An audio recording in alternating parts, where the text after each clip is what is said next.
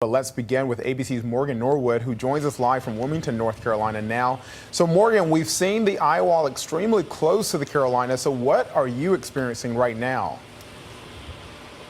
Good morning, Kenneth. Dorian continuing to batter the Carolina coast with this heavy wind and heavy rain. That's why North Carolina Governor Roy Cooper has urged people to hunker down and stay in a safe place until this thing passes and gets out of here.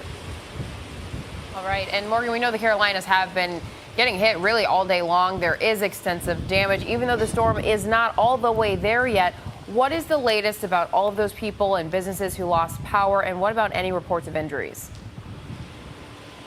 Yeah, good question, Janae. I'm learning that more than 260 customers are without power in both the Carolinas. The good news, though, in South Carolina, that number is going down, while unfortunately here in North Carolina, that number is rising as Hurricane Dorian continues to trek north. As far as any injuries, I haven't heard of any major reports of any injuries, and I think officials want to keep it that way. Janae?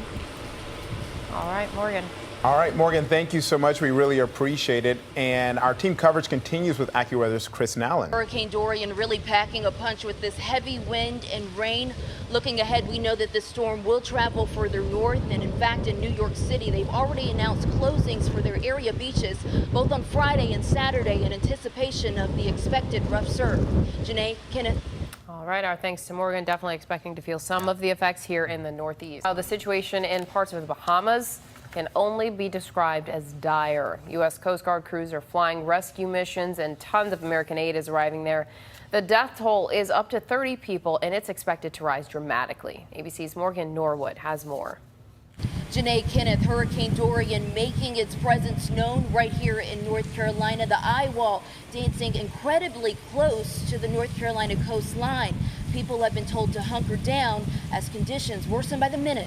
Hurricane Dorian battering the Carolina coast throughout the day Thursday. It was a little scary in the middle of the night. It started to pick up and the shutters were banging. Charleston hit relatively hard. Streets there flooded. Stay off the streets.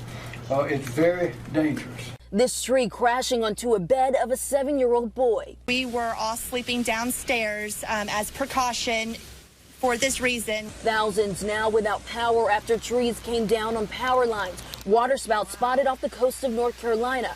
Which way is it going?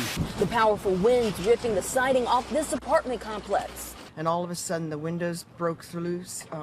Everything was swirling in our bedroom. Dorian spawning numerous tornadoes, one destroying this mobile home park. What surprised me the most was how quickly it was over and done with. I mean, it was a deafening noise. This entire neighborhood flooded, for the most part Dorian sparing Florida, but the Bahamas now facing a long road to recovery. A number of friends who are already dead, family friends who are gone. I can't dwell on the material things, but it's still hard to see all what you've been accumulating and building up over years just completely washed away. With so many missing across the Bahamas, the fear now is that the death toll could grow much higher. And as you can see, Hurricane Dorian really packing a punch with this heavy wind and rain. Looking ahead, we know that the storm will travel further north. And in fact, in New York City, they've already announced closings for their area beaches, both on Friday and Saturday, in anticipation of the expected rough surf. Janae, Kenneth. All right, our thanks to Morgan. Definitely expecting to feel some of the effects here in the Northeast.